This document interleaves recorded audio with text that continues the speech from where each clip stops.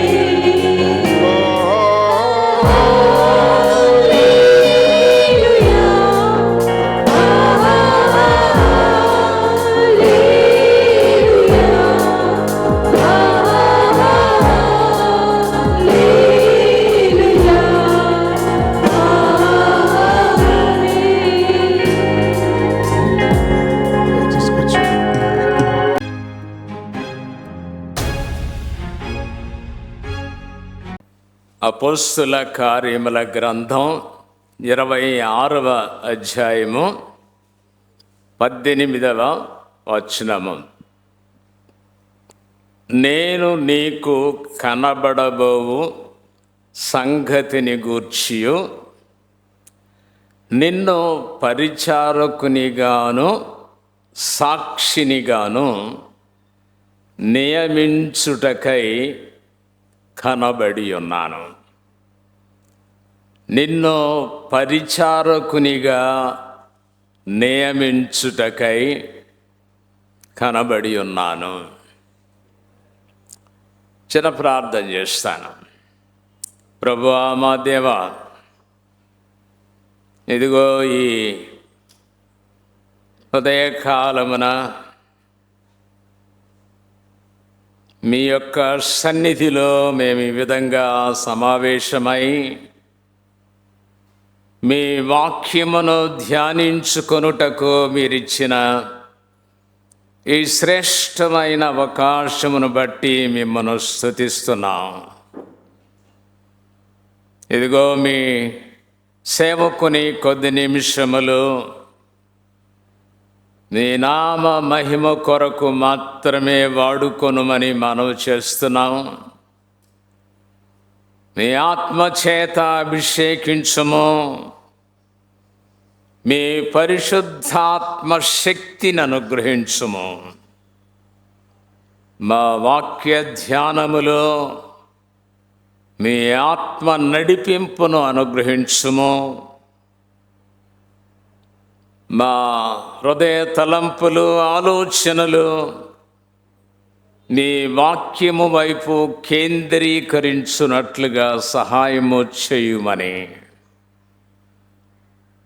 మీరే నాతోనూ మాతోనూ మాట్లాడుమని యేసు నామముననే ప్రార్థన చేయుచున్నాము తండ్రి. ఆమెన్.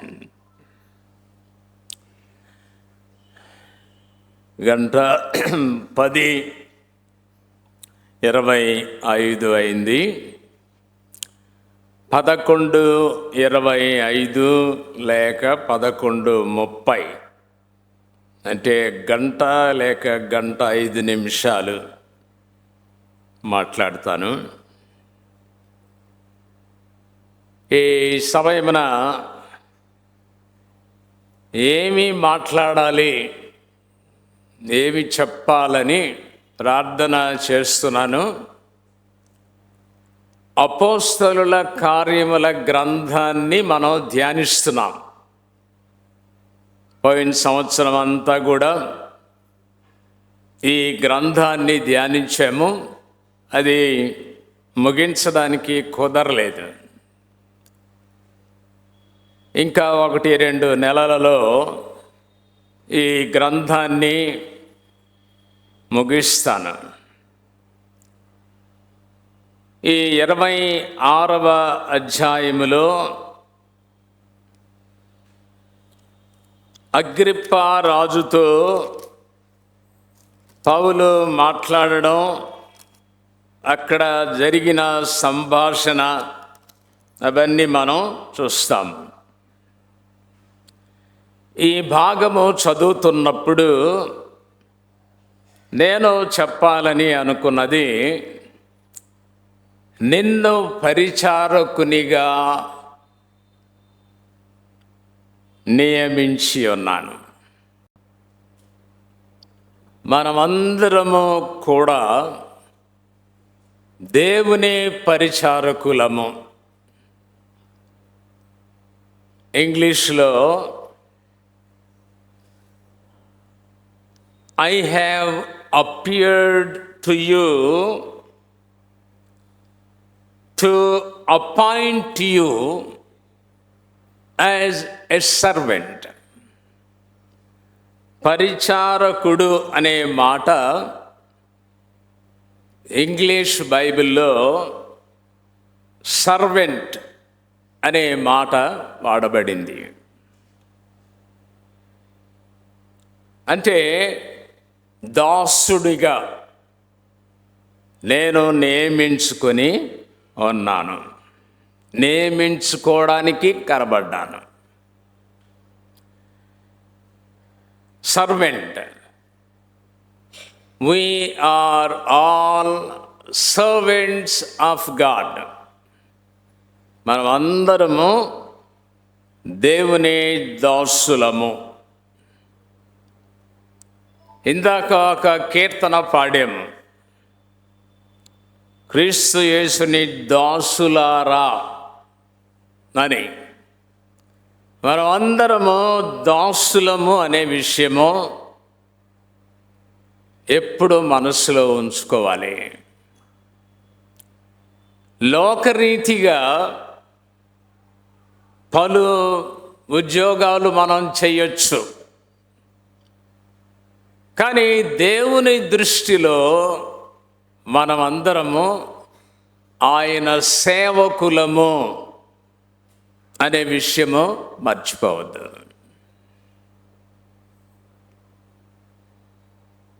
నెహ్రూ గారు ఆయన ప్రైమ్ మినిస్టర్ అయినటువంటి దినాలలో ఒక దేశానికి వెళ్తే అక్కడ ఈయన పరిచయము చేస్తున్నారట. He is the first prime minister of India అని పరిచయం చేశారు. భారతదేశానికి మొదటి ప్రధానమంత్రి అని. ఆయన లేచి మాట్లాడుతూ ఆయన అన్నారట,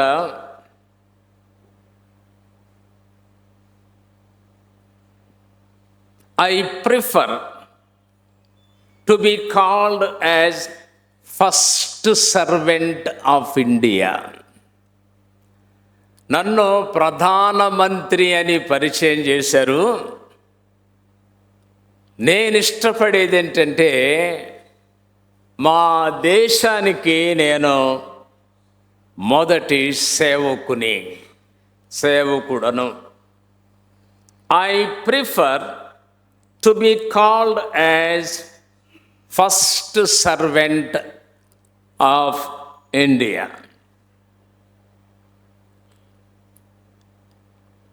నెల్సన్ మండేలా గారు ఒక సందర్భంలో మాట్లాడుతూ అన్నారు, I stand before you not as a profit but as a humble servant of God. నేను ఒక ప్రవక్తగా నిలబడి మాట్లాడడం లేదు, కానీ ఒక వినయమైన దాసునిగా నిలబడి మాట్లాడుతున్నాను.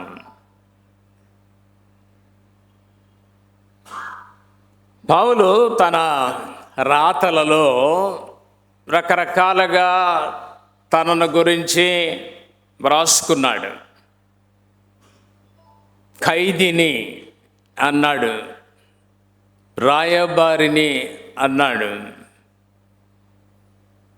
ఆయన యాజకుణ్ణి అని చెప్పాడు, రాయబారిని, ఇలాగా చాలా పేర్లు ఆయన గురించి చెప్పుకున్నాడు. అయితే బైబిల్లో టీచర్స్ చెప్పేది ఏంటంటే, ఆయనకిష్టమైన పేరు దాసుడను. రోమా పత్రిక 1వ అధ్యాయము 1వ వచనములో యేసుక్రీస్తు దాసుడను అంటాడు. ఫిలిప్పీ పత్రిక 1వ అధ్యాయము 1వ వచనములో యేసుక్రీస్తు దాసుడను అంటాడు. తీతు పత్రిక 1వ అధ్యాయము 4వ వచనములో దేవుని దాసుడను. ఇలాగా సర్వెంట్, సేవకుడు, దాసుడు అనే మాట చాలా సందర్భాలలో ఉపయోగించాడు. మనము ఆయన దాసులముగా ఉండడము గొప్ప ఆధిక్యత. దేవుడు ఈ గొప్ప ఆధిక్యత తన బిడ్డలైనటువంటి వారికి ఇవ్వడం జరిగింది. సరే, దాసులు ఏం చేస్తారు? అది ఉదయకాలమున నేను మీకు చెప్పాలని సిద్ధపడి వచ్చిన సందేశము. దాసులు ఎవరు? దాసులు ఏం చేస్తారు? దాసుల లక్షణాలేంటి? కొన్ని సమయాన్ని బట్టి 7 విషయాలు మీతో చెప్పాలని ఇష్టపడుతున్నాను. నేను చెప్పిన సమయం లోపుగానే ఆ 7 విషయాలు చెప్పి ముగిస్తాను. Servant must listen carefully. దాసుడు యజమానుడు చెప్పే మాట జాగ్రత్తగా వినాలి. 2, దాసుడు అంటే he is a full-time servant. ఆయన పార్ట్-టైం సర్వెంట్ కాదు. he is full-time servant. 3, the servant should work hard. ఈ సేవకుడు కష్టపడి పనిచేయాల. 4, he should have humility. సాత్వికము ఈ దాసునికి కావాలి. 5,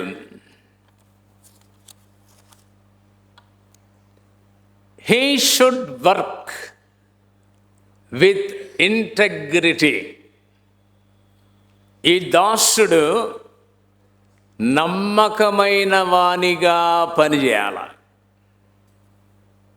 6, he should be accountable to God. దేవునికి లెక్క అప్పగించవలసిన గృహ నిర్వాహకునిగా పనిచేయాల. 7, he should be obedient to his master. ఈ 7 విషయాలు వివరిస్తాను. Servant should listen to the master carefully. జాగ్రత్తగా వినాలి యజమానుడు చెప్పే మాట. సమూయేలు దేవుని మందిరములో ఉన్నాడు. 3 సార్లు దేవుడు సమూయేలును పిలుస్తాడు. సమూయేలు అంటే 3 సార్లు ఎవరు పిలుస్తున్నారో ఆయనకు అర్థం అవ్వలేదు. ఆయన అనుకుంది ఏంటంటే ఏలీ పిలిచాడని, దేవుడు పిలుస్తున్నాడని ఆయనకి గ్రహింపు కాలేదు.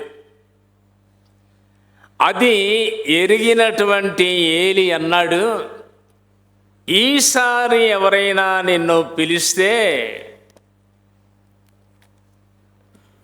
నీ దాసుడు ఆలకించుచున్నాడు అని చెప్పు. మొదటి సమూయేలు గ్రంథం 3వ అధ్యాయము 9-10 వచనాలలో, నీవు పోయి పండుకొమ్ము, ఎవరైనా నిన్ను పిలిచిన ఎడల యెహోవా నీ దాసుడు ఆలకించుచున్నాడు, ఆజ్ఞ ఇమ్మని చెప్పుమని సమూయేలుతో అనగా, సమూయేలు పోయి తన స్థలమందు పండుకొనెను. తరువాత యెహోవా ప్రత్యక్షమై నిలిచి ఆ రీతిగా సమూయేలు సమూయేలు అని పిలవగా, సమూయేలు నీ దాసుడు ఆలకించుచున్నాడు, ఆజ్ఞ ఇమ్మనెను. మనందరి దృష్టిలో సమూయేలు ఒక భక్తి కలిగిన వ్యక్తి, యాజకుడు, ప్రత్యేకమైన రీతిలో దేవుని బిడ్డలను నడిపించినవాడు.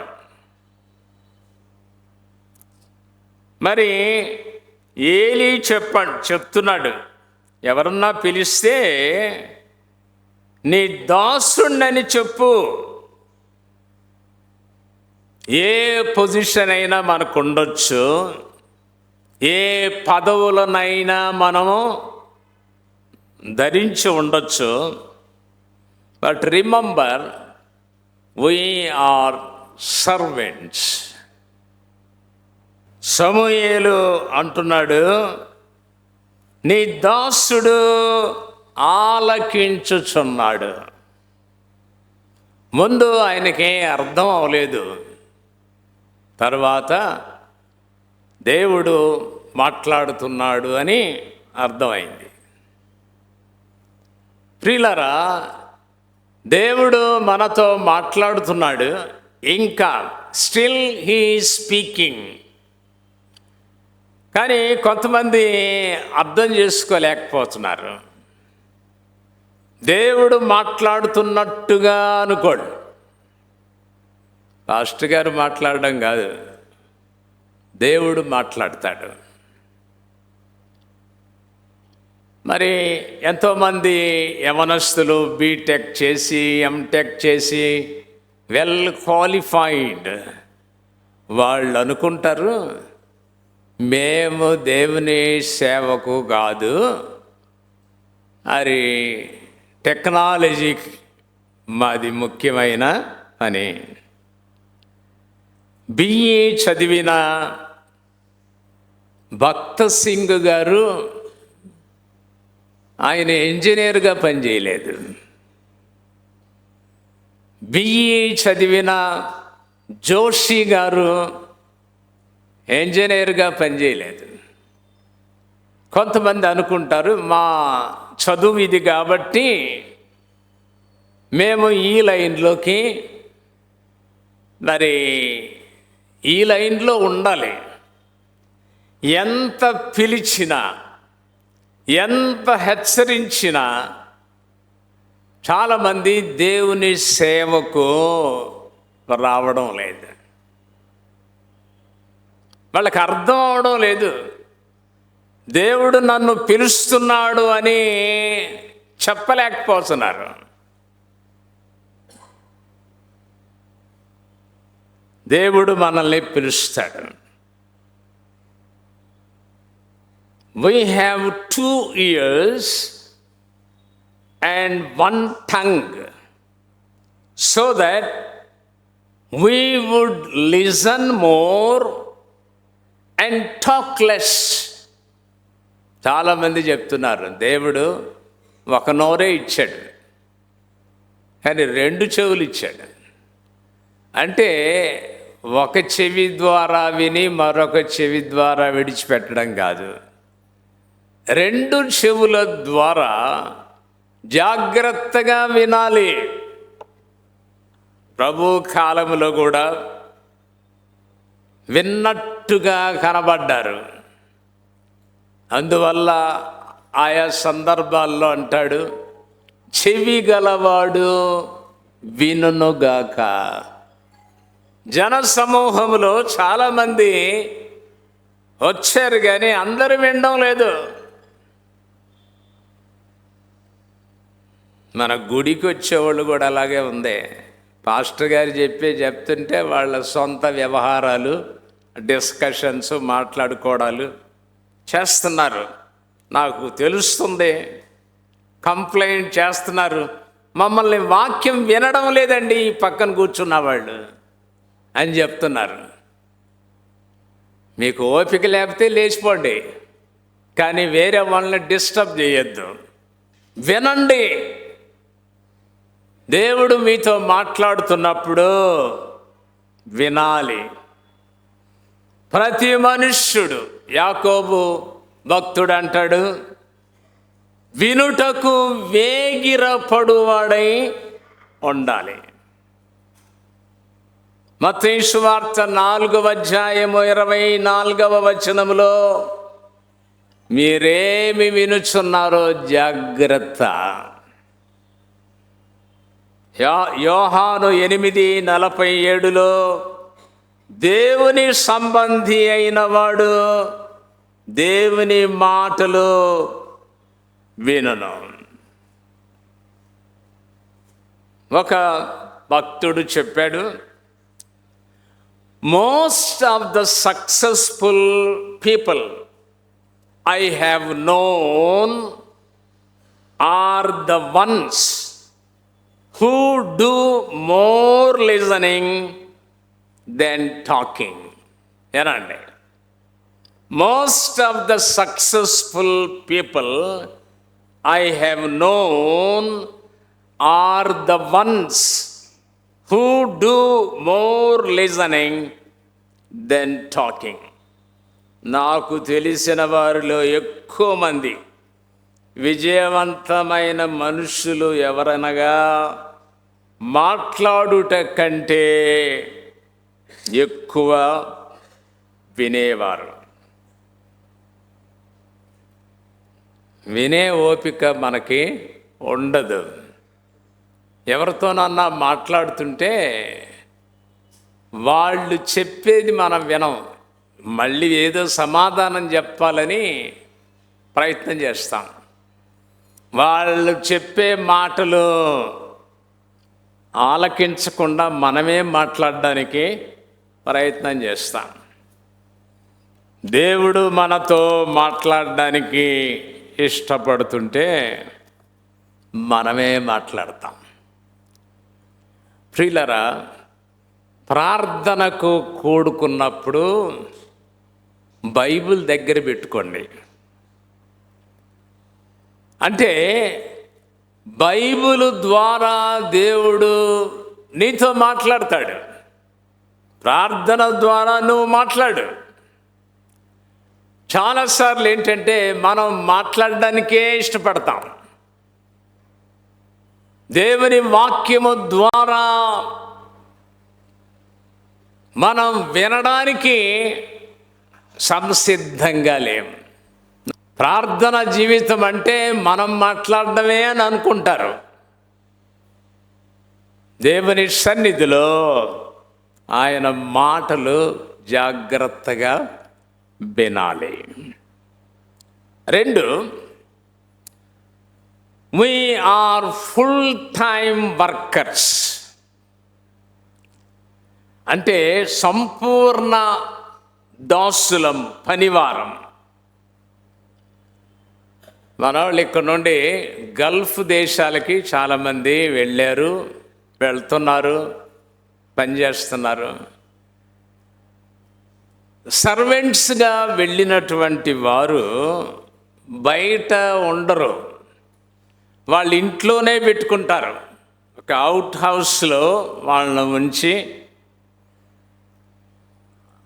అంటే అక్కడే ఎందుకు ఉంచుతారంటే పిలిస్తే పలకాల, ఇంకెక్కడికి వెళ్ళడానికి వీల్లేదు.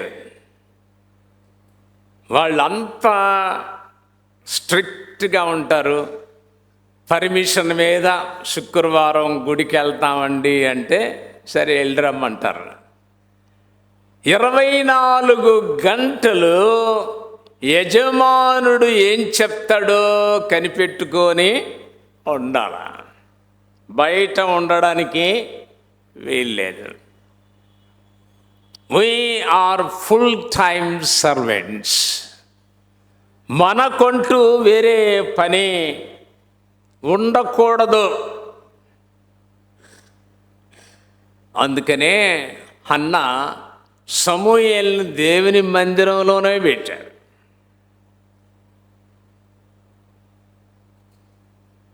దేవుడు తన సన్నిధిలో మాట్లాడుతున్నప్పుడు నేను ఎవని పంపేదనో, ఎవడొస్తాడు నా కొరకు అంటే వెంటనే యేషయా అన్నాడు, నేనున్నాను, నన్ను పంపు. Immediately responded. దేవుడు నీతో మాట్లాడుతున్నప్పుడు నీవు వెంటనే స్పందించగలిగిన పరిస్థితిలో నీవు అందుబాటులో ఉండాలి. ఇక్కడ కాస్త అక్కడ కాస్త, అక్కడ కొంచెం ఇక్కడ కొంచెం పని చేయడానికి కుదరదు. నీవు 24 గంటలు దాసుడివి గనుక ఖచ్చితంగా అందుబాటులో ఉండాలి. 3, he should work hard. నేను చూశాను, గల్ఫ్లో మన వాళ్ళు పనిచేస్తున్నారు. 12 గంటలు 15 గంటలు కూడా పనిచేసే వాళ్ళు ఉన్నారు. ఇక్కడ చేయరు. కొంతమంది అన్నారు, ఈ పని మేము అక్కడ చేసుంటే ఎంతో బాగుండేది, ఇక్కడికి వచ్చి గంటల తరబడి పని చేయవలసి వస్తుంది. చాలామంది పని చేసి అలసిపోయి, కొంతమంది అయితే టీవీ కూడా చూసుకునే ఓపిక లేదు, వచ్చి పడిపోతారు. అంత కష్టపడి పని చేస్తున్నారు. ఎందుకు అంటే డబ్బు కొరకు. మనం పని చేయవలసింది why should we work hard? Because we are his servants. We are expected to do what he says. అది ఎన్నిసార్లైనా ఎంతసేపు అయినా చేయాలి.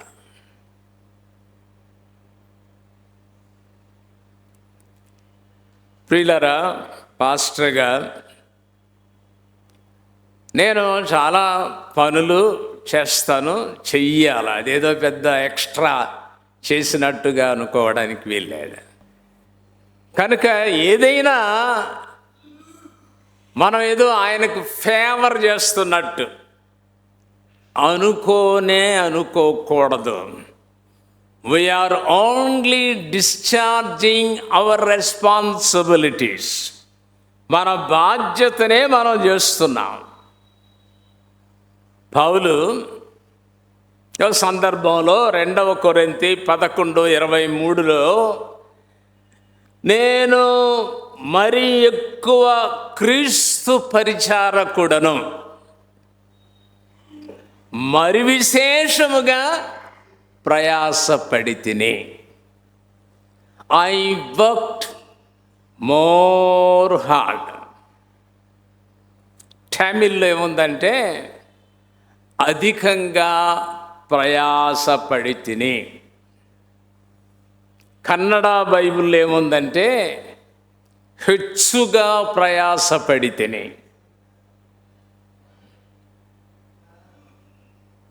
జీకే నెల్సన్ అనే ఆయన అన్నారు, successful people are not gifted.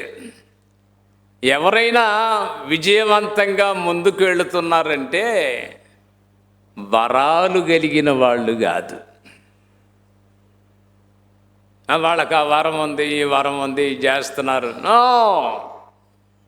Successful people are not gifted, they just work hard. విజయవంతమైనటువంటి వారు ఎవరంటే కష్టపడి పనిచేసేవాళ్ళు. నేను యథార్థంగా ఒప్పుకుంటున్నాను, I'm not an intelligent student. నేను తెలివి కలిగిన విద్యార్థిని కాదు, కష్టపడే విద్యార్థిని. గంటలు గంటలు కూర్చొని చదువుతాను, ఎన్ని గంటలైనా. నేను 2 మాస్టర్స్ డిగ్రీ సంపాదించుకున్నాను అంటే not because of my intelligence, నా తెలివితేటలు కాదు. నేను కష్టపడ్డాను. కష్టపడితే ఏదైనా సాధ్యము.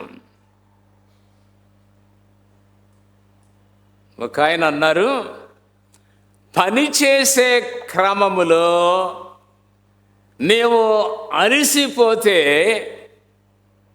విశ్రాంతి తీసుకో, కానీ పని మానేయద్దు. నీకు అలుపు వచ్చింది, అలసిపోయావు అంటే ఇక పని మానేయమని కాదు. అలసిపోతే కావలసిన విశ్రాంతి తీసుకొని పని కొనసాగించు. If you get tired, learn to rest, not to quit. విశ్రాంతి తీసుకోవడం నేర్చుకో, అంతేగాని మానేయొద్దని చెప్తున్నారు. ఇంకొక ఆయన ఏమన్నారంటే, నువ్వు త్వరగా చేయలేవా, వేగవంతంగా చేయలేవా? చేయలేతే పర్వాలేదు, నిదానంగానే చెయ్యి, కానీ మానేయద్దు. కొన్నిసార్లు త్వరగా చేసి ముగించాలని చూస్తాను.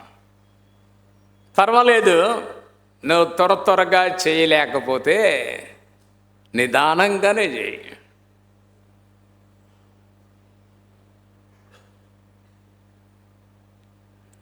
ఒక ఆయన అన్నారు, ఈ కంప్యూటర్ దీనిలో పెద్ద ఆయన ఒక ఆయన ఉన్నాడు కదా, ఏంటంటారు ఆయన పేరు, బిల్ గేట్స్.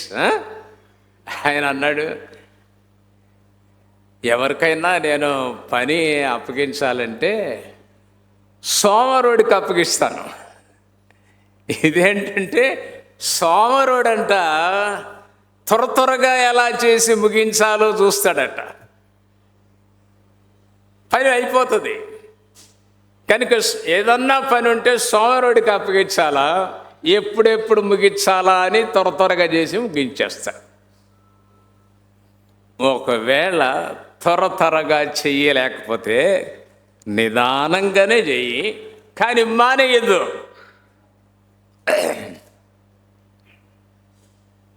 ఎఫెసు సంఘముతో దేవుడు అంటాడు, నీ కష్టమును నేను ఎరుగుదును.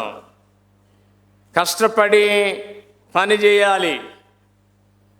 1 కొరింథీ 3:8 ప్రతివాడు తాను చేసిన కష్టము కొలది జీతము పుచ్చుకొనును. నువ్వు చేసే కష్టాన్ని బట్టి నీ జీతము ఉంటుంది. Lazy people are not fit to God's work. దేవుని పనికి సోమరులు పనికిరారు. కొన్నిసార్లు కొంతమంది వాళ్ళ పిల్లల్ని దేవుని సేవకు సమర్పిస్తారు. ఏమంటారంటే, వీడు ఎందుకు పనికిరాడండి, దేవుని సేవ కన్నా పంపిద్దాం అని పొమ్మంటున్నాం. అంటే ఎందుకు పనికిరానివాడు దేవుని సేవకు రావాలా? నో, చురుకైన వారు, పని చేయగలిగిన వారు, కష్టపడే వాళ్ళు దేవుని పరిచర్యకు రావాలి, దేవుని పరిచర్య చెయ్యాలి. కనుక ఏం చెప్తున్నాను ప్రియులారా, జబ్బు చేస్తే తప్ప నేను ఎప్పుడు ఖాళీగా ఉండను. అప్పుడప్పుడు పాస్టర్ అమ్మ గారు అంటూ ఉంటాయి, ఎప్పుడు ఖాళీగా ఉంటారు మీరు అంటే, చస్తే ఖాళీగా ఉండను. వారు తమ ప్రయాసములు మానుతారు, విశ్రాంతి పొందుతారు. ఎప్పుడు విశ్రాంతి అంటే చచ్చిపోయినప్పుడు విశ్రాంతి. అప్పుడు దాకా పనిచేస్తూనే ఉండాల్సిందే. సరే, 4వ విషయము, ఈ షుడ్ బి హంబుల్, ఈ should have humility. Mother Teresa గారు చక్కని మాటలు చెప్పారు. సాత్వికం అంటే ఎలాంటి గుణములు కలిగిన వారు సాత్వికులు?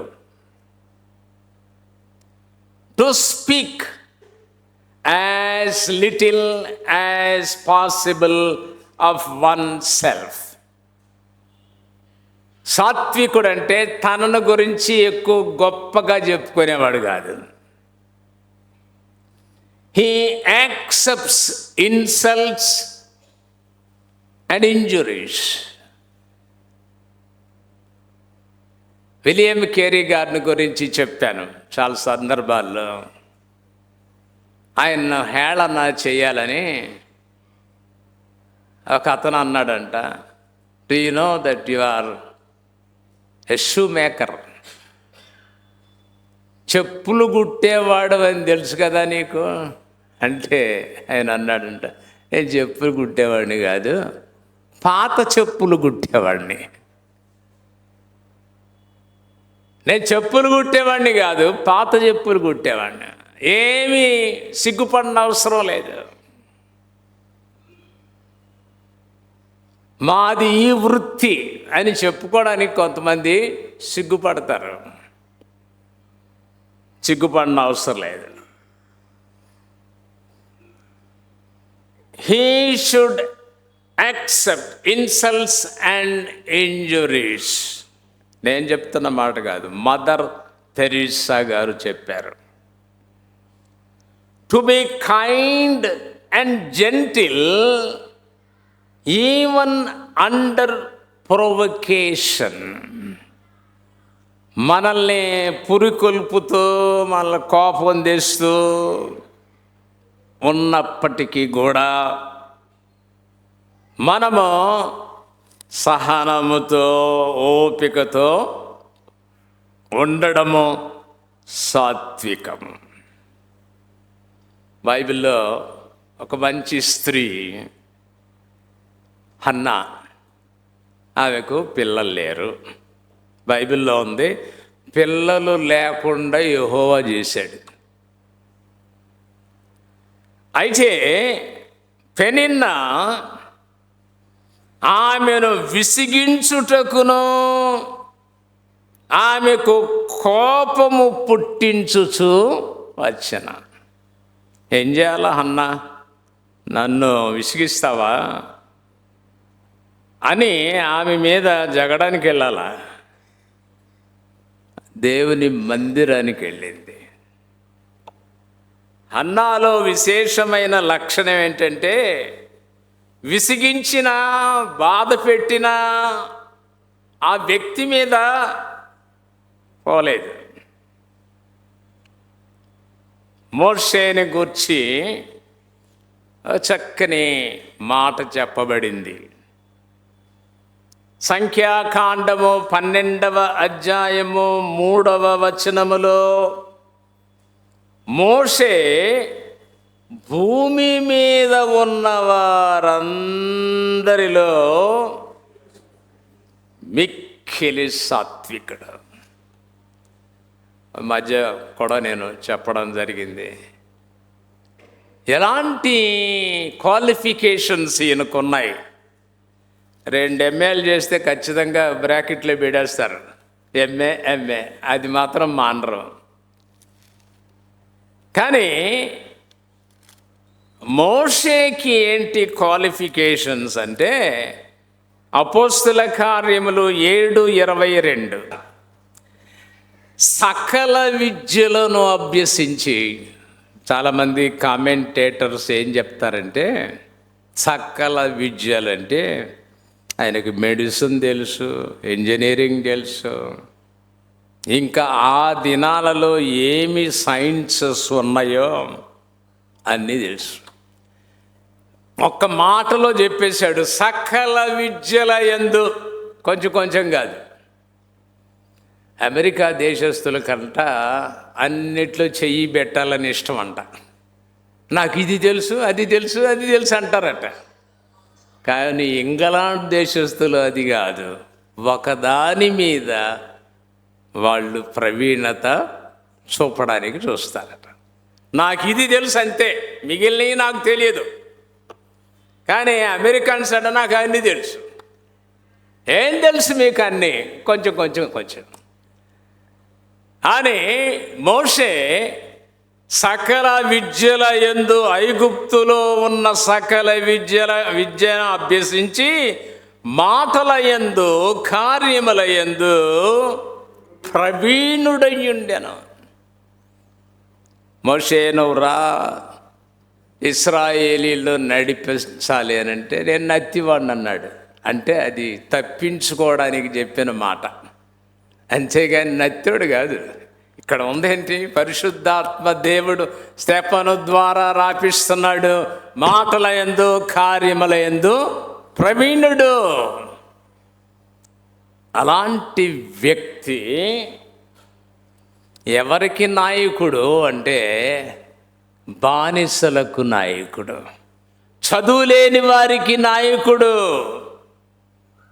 Moses was a very humble man. ఇంగ్లీష్లో very humble man, more humble than anyone else on the face of the earth.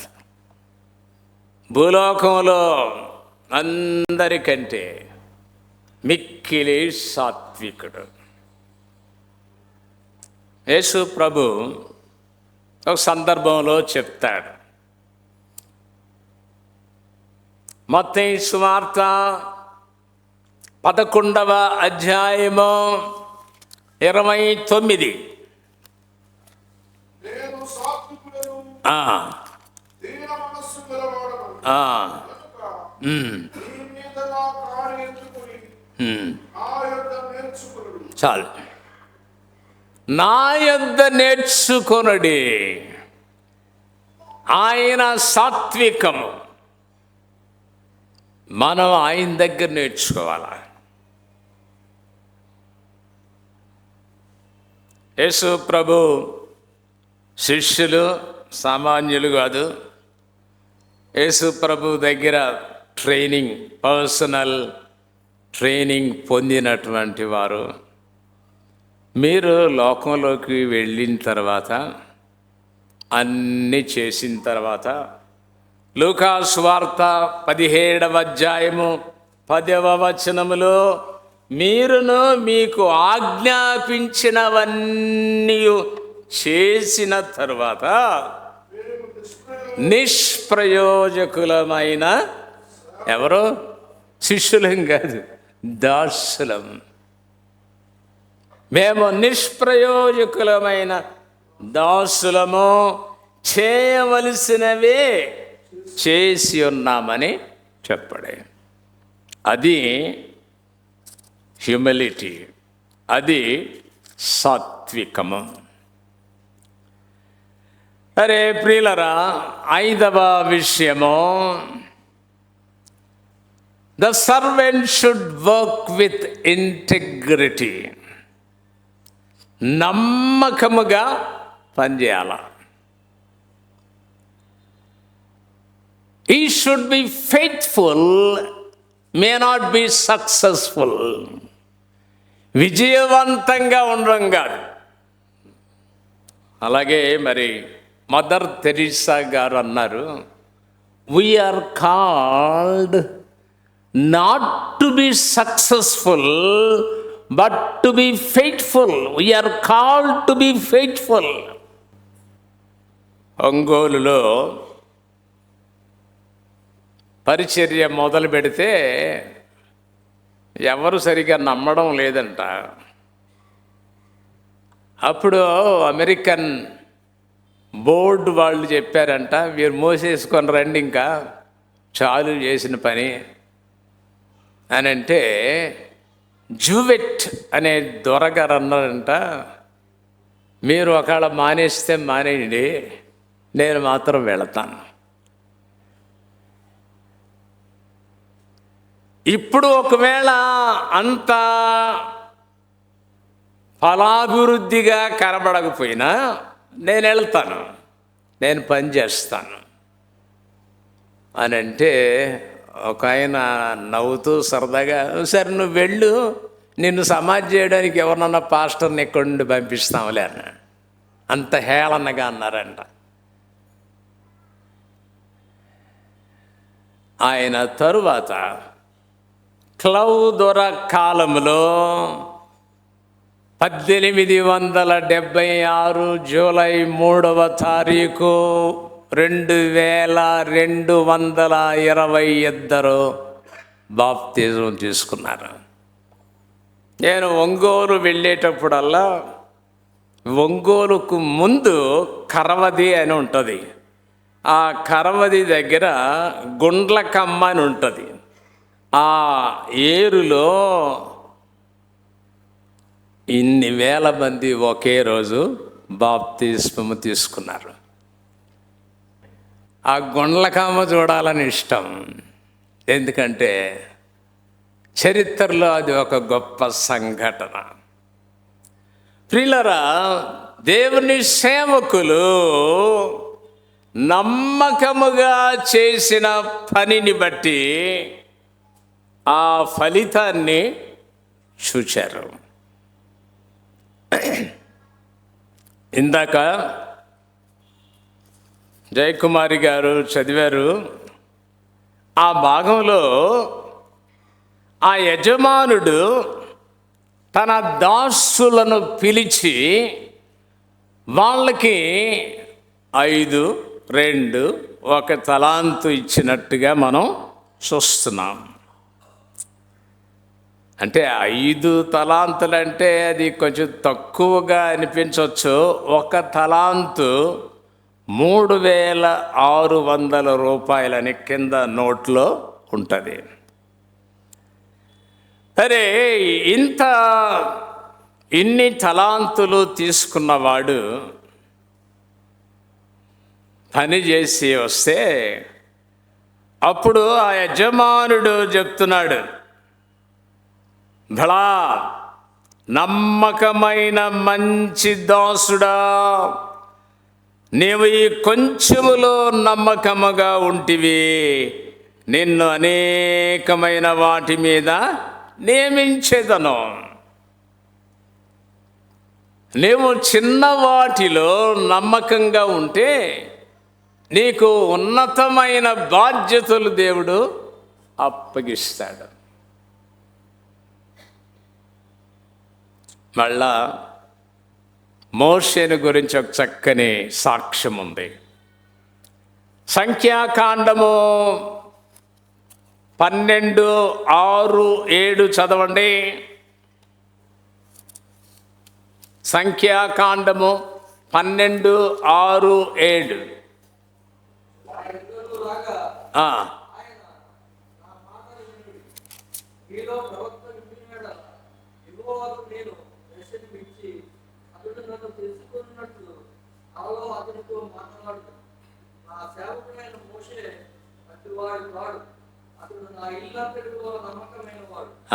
ఎందుకు ఆ మాట చదివించారంటే, ఎవరు ఈ మోషే? మన దృష్టిలో, ఇశ్రాయేలీల దృష్టిలో గొప్ప నాయకుడు చదవరి. కానీ ఇక్కడేముంది? నా సేవకుడైన మోషే అట్టివాడు కాదు, నా ఇల్లంతటిలో నమ్మకమైన వాడు. ఈయన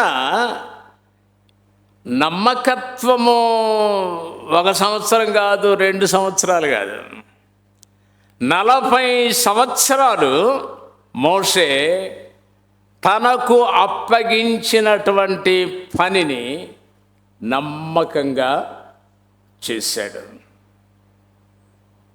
కనుక దేవుడు బహుగా ఆయన్ని హెచ్చించాడు. మొన్న ఏదో సందర్భంలో చెప్పాను, ఇశ్రాయేలీయులు ఎక్కువగా గౌరవించే వ్యక్తి మోషే, ఎక్కువగా గౌరవించే రాజు దావీదు. ఎందుకంటే he was a law giver. ఆయన ధర్మశాస్త్రాన్ని ప్రజలకు ఇచ్చినవాడు. 40 సంవత్సరాలు అరణ్యములో ప్రయాణం చేయవలసి వచ్చింది.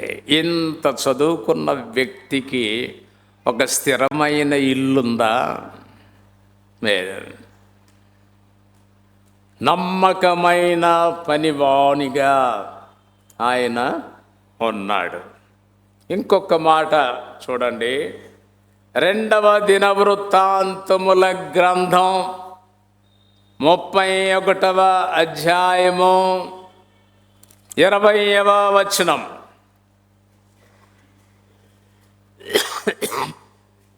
చదవండి.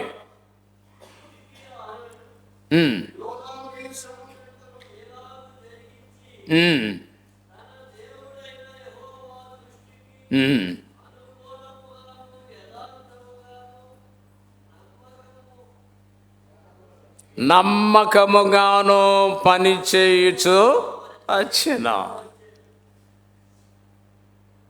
ఒక అధికారంలో ఉన్న వ్యక్తి నమ్మకంగా పనిచేయడం సాధ్యం కాదు. ఎన్నో మతలబులు చేయాలా, ఎన్నో తొంటరి పనులు చేయాలా, ఎన్నో మోసాలు చేయాలా. అధికారములో ఉన్నవాడు నమ్మకముగా పని చేయుచూ వచ్చాను. కనుక ప్రియులారా, దాసులైన వారు they should work with integrity, నమ్మకంగా పనిచేయాల. 6 he should work with accountability. అంటే బాధ్యతగా గృహ నిర్వాహకుడిగా పనిచేయాలి. ఇప్పుడు వీళ్ళు పిలిచారు, ముగ్గురిని పిలిచాడు యజమానుడు. పిలిచి వాళ్ళకి అప్పగించాడు. అంటే వాళ్ళ ఇష్టం, ఇక వాళ్ళు ఏమన్నా చేసుకోవచ్చని కాదు. కొంతకాలం అయిన తర్వాత మళ్ళీ వాళ్ళని పిలిచి లెక్క అడుగుతాడు. లెక్క అప్పగించవలసి ఉంది.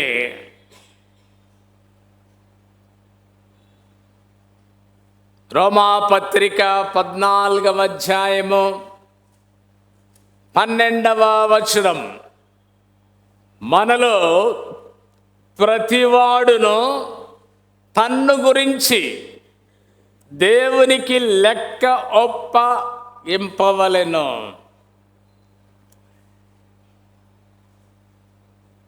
హెబ్రీ పత్రిక 13వ అధ్యాయము 17వ వచనములో, మీ పైని నాయకులుగా ఉన్నవారు లెక్క ఒప్ప చెప్పవలసిన వారి వలె మీ ఆత్మలను కాయిచున్నారు.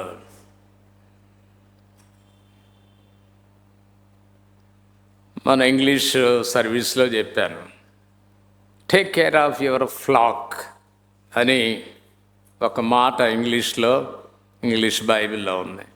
నీ మందను గురించి జాగ్రత్త.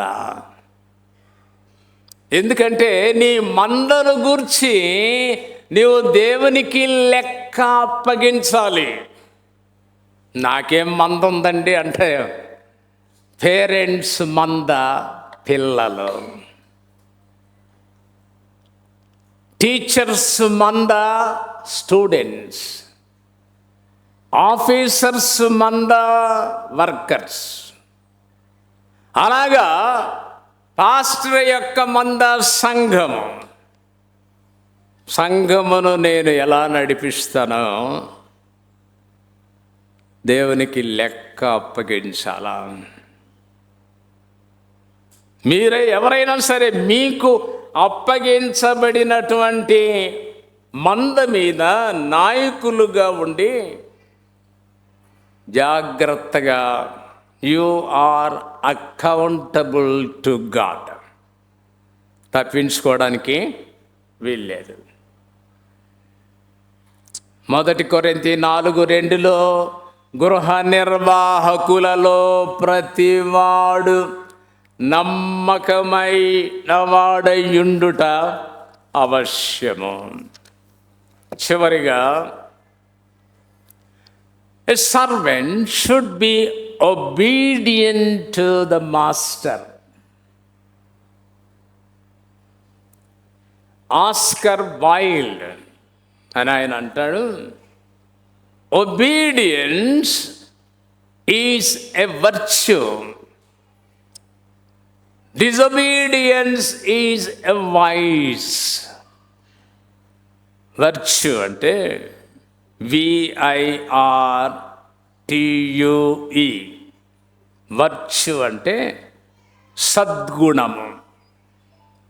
Disobedience is vice. VICE అంటే దుర్గుణము. కనుక సేవకుడైన వాడు తన యజమానుని ఎడల విధేయత చూపించవలసి ఉంది. ఇది వరకు దినాలలో ఎవరన్నా ఊరికి వెళ్ళినా, ఏదైనా ప్రోగ్రాముకి వెళ్ళినా పాస్టర్స్ ఒక భాగం చదివించేవాళ్ళు. ఏంటంటే, ద్వితీయోపదేశ కాండము 28వ అధ్యాయం. అందరికీ చాలామందికి అది కంటత కూడా. అది చదివించేస్తారు. 28వ అధ్యాయము ద్వితీయోపదేశ కాండము. అందులో ఒక ఇష్టమైన మాట ఏంటంటే, నిన్ను తలగా నియమించను, తోకగా నియమించను, నిన్ను తలగా నియమించును కానీ తోకగా నియమింపడు. నువ్వు పైవాడవుగా ఉందువు కానీ కింద వాడవుగా ఉండవు. ఎంత ఇష్టమో ఈ మాటలు. Provided if you obey. ఈ 1 నుంచి 14 వచనాల్లో ఎన్ని ఆశీర్వాదాలు! Only 1 commandment. If you obey you experience all these blessings. చాలా చేయనవసరం లేదు. నువ్వు విధేయుడవైనట్లయితే you will enjoy, you will experience all these blessings. 2 references చూడండి, చెప్పి ముగిస్తాను. ఎఫెసీ పత్రిక 6వ అధ్యాయము 5వ వచనములో, దాసులారా, యథార్థమైన హృదయము గలవారై భయముతోనూ వణకుతోనూ క్రీస్తునకు వలె శరీర విషయమై మీ యజమానులైన వారికి విధేయులై ఉండి. క్రీస్తునకు వలె. క్రీస్తుకు లోబడితే యజమానికి లోబడాల. కొలసీ పత్రిక 3వ అధ్యాయము 22వ వచనములో, దాసులరా, మనుష్యులను సంతోషపెట్టువారైనట్టు కంటికి కనబడవలెనను కాక మీ యజమానులైన వారికి అన్ని విషయములో విధేయులై ఉండుడి.